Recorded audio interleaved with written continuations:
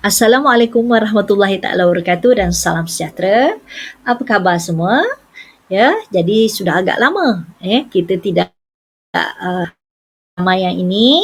Jadi insya-Allah untuk hari ini cikgu akan membincangkan tajuk perubahan dalam kuantiti diminta. Jadi stay tune. Selamat datang ke channel YouTube Cikgu Ainun Senyum. Jangan lupa tonton, like, komen, subscribe dan share. Terima kasih. Baiklah, kepada mereka yang mungkin baru pertama kali datang ke channel Cikgu Ainun. Okey, cikgu bernama Ainun binti Semyon dan kini bertugas sebagai SISC Plus TVET di Pejabat Pendidikan Daerah Bentong. Ya. Jadi insya-Allah moto yang cikgu pegang ialah sentiasa cuba buat yang terbaik walau kita bukan yang terbaik. Baiklah. Untuk standard pembelajaran 2.1.3 sebelum ini cikgu telah menerbitkan video berkaitan penentu permintaan untuk standard pembelajaran 2.1.3 tetapi hari ini cikgu nak sebut kerana dia ada kaitan dengan pembelajaran kita pada hari ini. Baik. Untuk standard pembelajaran hari ini ialah 2.1.4 iaitu menjelaskan dengan gambar rajah perubahan harga mengakibatkan perubahan dalam kuantiti diminta. Jadi secara ringkasnya tajuk kita pada hari ini adalah perubahan dalam kuantiti diminta. Baik. Jadi cikgu nak throwback balik. Nak kamu impas semula apakah dia penentu permintaan yang kita telah belajar di bawah standard pembelajaran 2.1.3. Okey, jadi kalau kamu masih ingat lagi, penentu permintaan ini kita boleh bagi kepada dua komponen lah. Yang pertama harga barang itu dan yang kedua adalah bukan harga barang itu. Jadi di bawah bukan harga barang itu kita ada lagi faktor. Ada 6 faktor-faktor di bawah bukan harga barang itu. Jadi tolong ingat semula iaitu harga barang lain, dasar kerajaan, cita rasa, pendapatan, jangkaan harga masa depan dan juga musim. Jadi untuk pembelajaran kita pada kali ini, cikgu akan pergi kepada penentu permintaan yang mana? Penentu permintaan harga barang itu. Jadi bila harga barang itu dia ada satu sahaja. Harga barang itu sendirilah. Okey, jadi kita lihat seterusnya. Sebab itulah dia dikenali sebagai perubahan dalam kuantiti diminta. Jadi kita lihat bila melibatkan harga barang itu, daripada rajah ini pun kamu boleh perhatikan kita ada PO ni adalah harga asal. Harga asal. Jadi apabila harga naik, kamu tengok anak panah yang berwarna hijau, apabila harga meningkat, apa berlaku kepada kuantiti? Kuantiti diminta akan berkurang. Begitu pula halnya jika sekiranya harga turun. Apabila harga jatuh daripada PO kepada P2, apa berlaku pada kuantiti? Kuantiti diminta akan meningkat. Jadi ini kalau kamu masih ingat lagi sesuai dengan hukum permintaan. Jadi kita lihat bahawa apabila harga naik, kuantiti diminta akan turun. Dan apabila harga turun, kuantiti diminta akan naik. Jadi ini situasi harga naik, kuantiti diminta turun, itu adalah dikenali sebagai penguncupan permintaan di mana kuantiti diminta tadi turun kan disebabkan oleh harga mahal, jadi pengguna akan mengurangkan kuantiti yang diminta. Jadi ini menyebabkan penguncupan permintaan, manakala apabila harga turun, jadi kamu tadi harga naik ni kamu boleh lihat pada PO kepada P1 menyebabkan QO kuantiti telah turun sebab harga mahal. Jadi pengguna yang rasional dia akan mengurangkan kuantiti diminta itu. Manakala apabila harga turun, maknanya harga barang tersebut murah, kuantiti diminta akan naik situasi ini ditunjukkan pada PO pergi kepada P2, harga turun manakala kuantiti anak panah yang warna biru ini kuantiti pula akan meningkat. Jadi apabila harga barang telah turun, kuantiti diminta akan meningkat Jadi pengguna yang rasional dia akan beli masa murah kan. Jadi situasi ini kita panggil sebagai pengembangan permintaan. Seperti yang kamu tahu bahawa hubungan antara harga dan kuantiti diminta adalah songsang Jadi ingat lagi tak hukum permintaan Hukum permintaan P naik Q turun dan P turun Q akan naik. Okey, jadi selain daripada songsang, hubungan antara harga dan kuantiti diminta juga dikenali sebagai negatif negatif. Okey. Jadi kalau kamu perhatikan disebabkan oleh kuantiti diminta naik atau turun disebabkan oleh harga barang itu sendiri, apa yang berlaku ialah pergerakan berlaku di sepanjang kelok permintaan yang sama sahaja. Jadi kalau kamu tengok ini kelok permintaan yang sama, jadi sama ada dia permintaan harga naik, permintaan turun jadi dia pada kelok yang sama sahaja. Dia tidak ada peralihan kelok Jadi ingat perubahan dalam kuantiti diminta disebabkan oleh harga barang itu sendiri.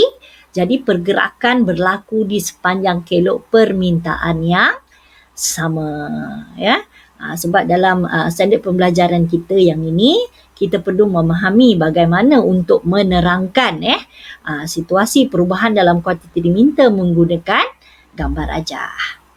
Baik. Jadi kalau secara ringkasnya tadi perubahan dalam kuantiti diminta, cikgu jelaskan lagi sekali supaya kamu betul-betul boleh menguasai tadi apabila harga naik, kuantiti akan turun. Apabila harga turun, kuantiti diminta akan meningkat Jadi itulah perubahan dalam kuantiti diminta di mana pergerakannya berlaku pada kelok yang sama sahaja kelok permintaan yang sama. Baik. Jadi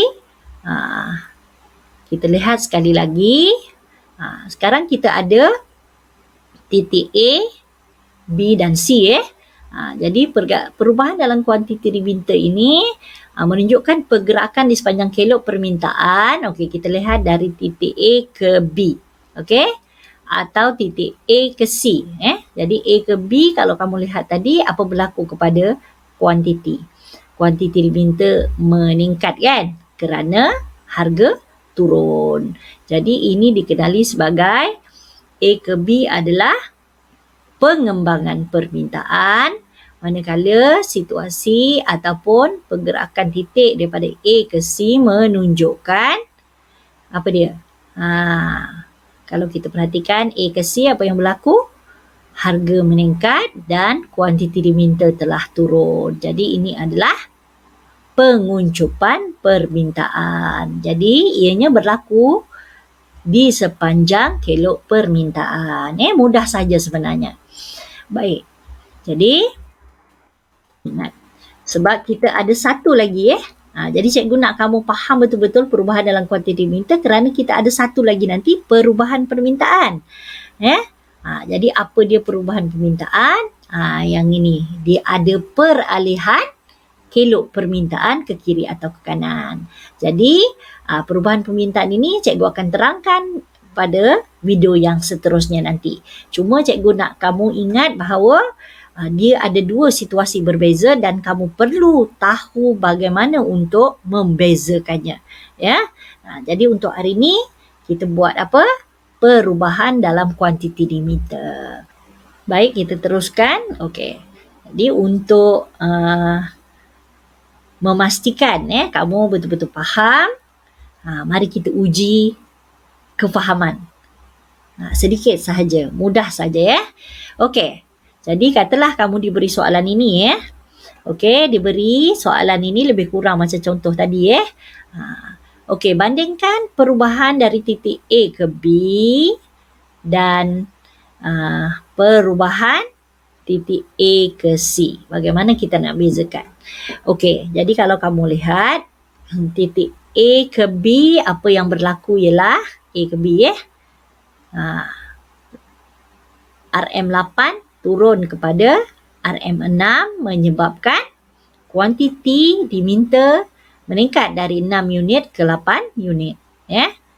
Manakala untuk titik A ke C, apa yang berlaku ialah harga meningkat daripada RM8 kepada RM10 menyebabkan kuantiti diminta berkurang daripada 6 unit ke 4 unit.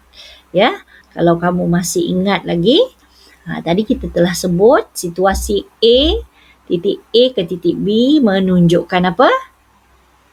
Menunjukkan pengembangan permintaan kerana kuantiti diminta telah meningkat disebabkan oleh kejatuhan harga.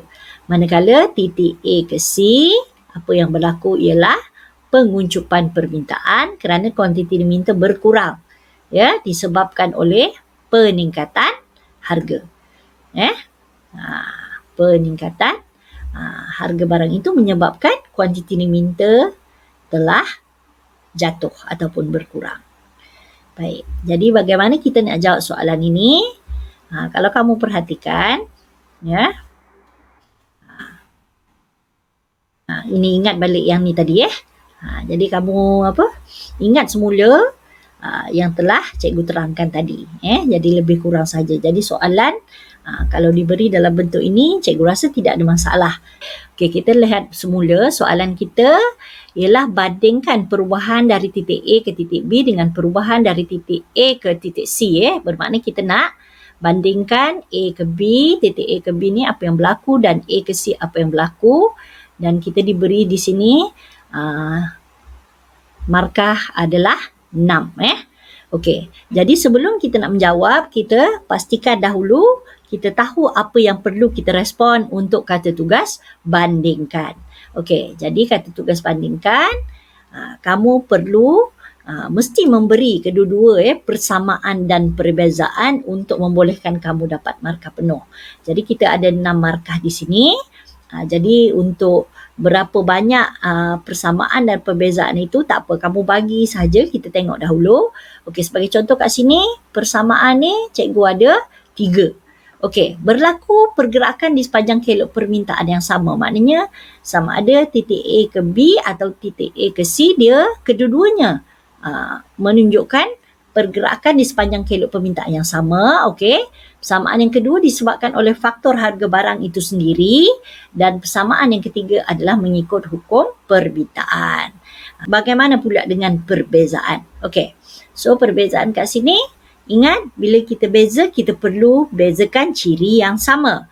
Jadi barulah kita boleh nampak perbezaan tersebut. Sebagai contoh, cikgu bagi kat sini jadi tak apa, kita buat dalam bentuk ni, titik A ke B, apa yang berlaku? Berlaku pengembangan permintaan tadi. Sebab 6 kuantiti minta telah meningkat daripada 6 unit kepada 8 unit. Okey? Manakala titik A ke C berlaku penguncupan permintaan. Jadi dua istilah ni kita ciri yang sama. So, kita buat perbezaan di situ. Okey, jadi bagaimana pula keadaan pada titik A ke B? Titik A ke B, apa yang berlaku? Harga turun dari RM8 ke RM6. Jadi kita berdasarkan stimulus, kita ambilkan jawapan dekat situ, dan untuk titik A ke C, apa yang berlaku ialah harga naik dari RM8 ke RM10. Jadi kita bezakan benda yang sama. Ini harga, maknanya turun naik harga kan?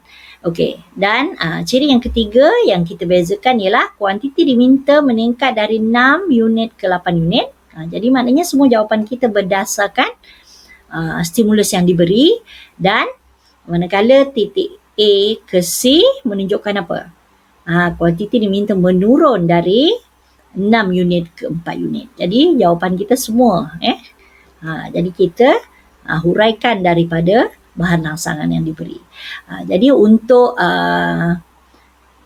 markah jadi kalau kamu boleh dapat mungkin persamaan kamu hanya dapat satu sahaja, jadi tak apa, kamu boleh letak satu dan pastikan perbezaan itu kamu letaklah 3 untuk maknanya bila 3 tu kalau betul semua kamu dah dapat 6 markah. Jadi bila ada satu persamaan dia akan jadi 1 campur 5. Katalah kamu dapat 2 persamaan, jadi 2 persamaan sekurang-kurangnya 2 ciri lah. Jadi maknanya 2 tambah 4. Jadi kalau persamaan tu dapat 1 pun tak apa. Ataupun pada situasi yang kamu lebih banyak persamaan, jadi cubalah bagi yang seimbang lah. Kecuali kamu dah tak boleh nak fikir, berilah semampu yang kamu boleh jawab. Okey, jadi cikgu harap kamu boleh faham dan boleh menguasai tajuk ini. Tajuk ini nampak macam simple, nampak macam mudah, tetapi daripada pengalaman cikgu memang ramai pelajar-pelajar yang masih keliru. Jadi bila kamu keliru dia akan memberi kesan apabila kamu menjawab, terutama apabila kamu tidak boleh bezakan perubahan dalam kuantiti diminta dengan perubahan permintaan. Okey? Jadi cikgu harap kamu boleh ingat bahawa apabila faktor penentu permintaan yang disebabkan oleh harga barang itu sendiri, harga barang itu sendiri, ianya dikenali sebagai perubahan dalam kuantiti diminta. Dan pergerakan melibatkan pergerakan di sepanjang kelok yang sama sahaja. Dan dia mengikut hukum permintaan. Harga naik, kuantiti diminta turun, dan apabila harga turun, kuantiti diminta akan meningkat. Okey? Jadi cikgu harap kamu boleh faham. Jadi cikgu ingin mengucapkan terima kasih kepada semua yang menonton video ini dan cikgu harap ianya bermanfaat untuk kamu. Jadi jika ianya bermanfaat, jangan lupa untuk subscribe bagi mereka yang belum subscribe dan tekan butang loceng untuk notifikasi video-video seterusnya. Jadi terima kasih sekali lagi. Hingga kita bertemu lagi di video-video seterusnya. Assalamualaikum. Jaga diri, hiasi pribadi. Bye-bye.